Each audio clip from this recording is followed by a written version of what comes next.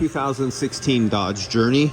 So body shop accident, just the front, just some of the connectors had to come off to do some repairs.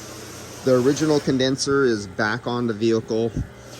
Before hooking up, always have your vacuum pump on and prove that your vacuum pump, all your connections and everything is working by pulling a vacuum on it and being able to read. You can see I'm down to 61 microns right now. So at least I know what the capability of my rig before I hook it up. You see it's not hooked up.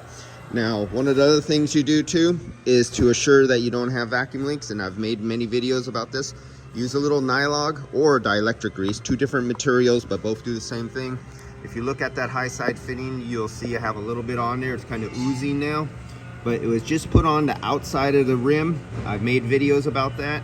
You want to make sure you have that on there first. So in this case, it's on there.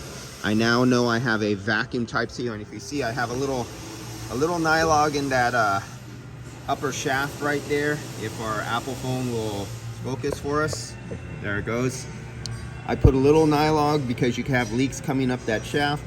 I put nylog on the threads when I thread down, so if there is a leak, bypassing this O-ring that spins right here from the body up, it cannot pull vacuum and have leaks through the shaft itself.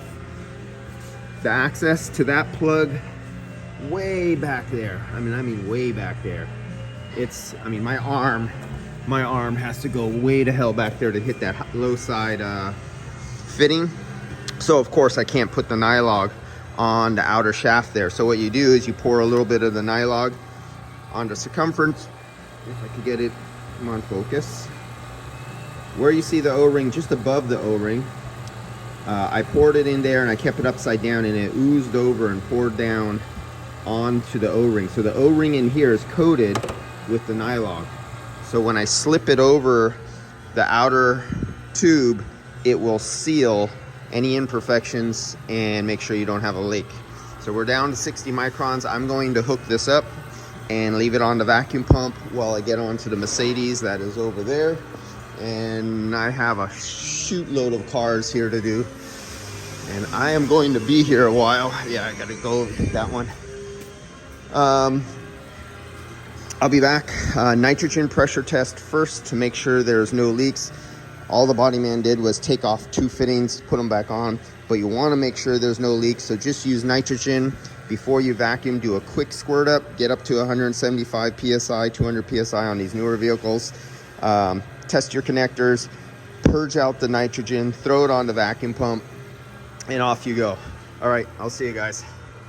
Yeah, always prove. And you cannot see this with an analog meter. If you have analog gauges, you cannot prove that you can pull this far because it's impossible with a set of analog gauges. See ya.